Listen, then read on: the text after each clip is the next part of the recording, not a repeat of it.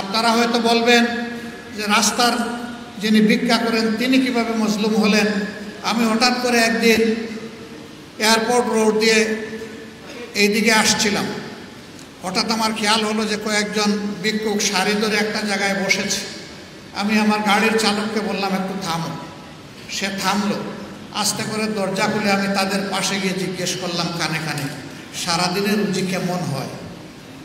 আমাকে একজন উত্তর দিল, আলহামদুলিল্লাহ ভালোই হয়। আমি বললাম ভালোর পরিমাণটা কেমন হতে পারে, আমি কি জানতে পারি?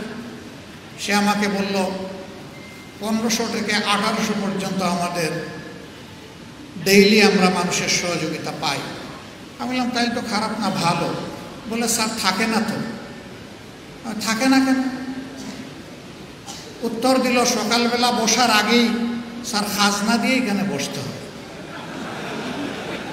কারে খাজনা দেও ভাই? বলে যে ক্যাডারদেরকে স্যার।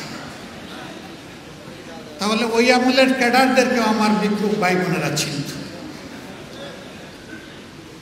এরপরে জিজ্ঞেস করলাম কি পরিমাণ খাজনা দেও? তো বললো স্যার বিভিন্ন জায়গার বিভিন্ন রেট, সব জায়গায় এক রেট নেই। বললাম রেট দিয়ে কেমন বাসে? কই বাসে কিন্তু পুষায় না। বললাম বাসলো তো পুষায় না কেন?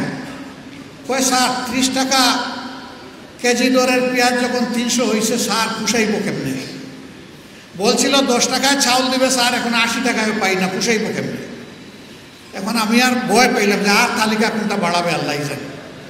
তা আমি একটু সামান্য হাতে তুলে দিয়ে বললাম যে ভাই তোমার জন্য অনেক দোয়া, কষ্ট নিও না, আমি একটু জিজ্ঞেস করে তোমার সময় নষ্ট করেছি, আসসালামু আলাইকুম বলে আমি গাড়িতে উঠে গেলাম।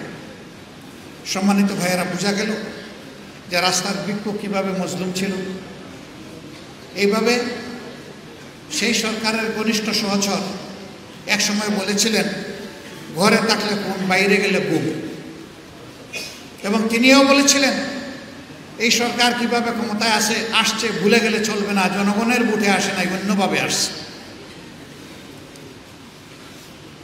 এখন আমরা শুনি কেউ কেউ বলেন যে আওয়ামী লীগ ছাড়া এই নির্বাচন কি ক্রেডিবল হবে? আমি জিজ্ঞাসা করতে চাই আওয়ামী লীগ নির্বাচন কখন চেয়েছে? 14 সালে 154 আসনে বিনা প্রতিদ্বন্দ্বিতায় পাস, অটো পাস, ট্রাইবেকারে গোল। 18 সালে ধৈর্য ধরতে পারে নাই, দিনের বেলা পর্যন্ত অপেক্ষা করতে পারে নাই, রাতেই খালাস।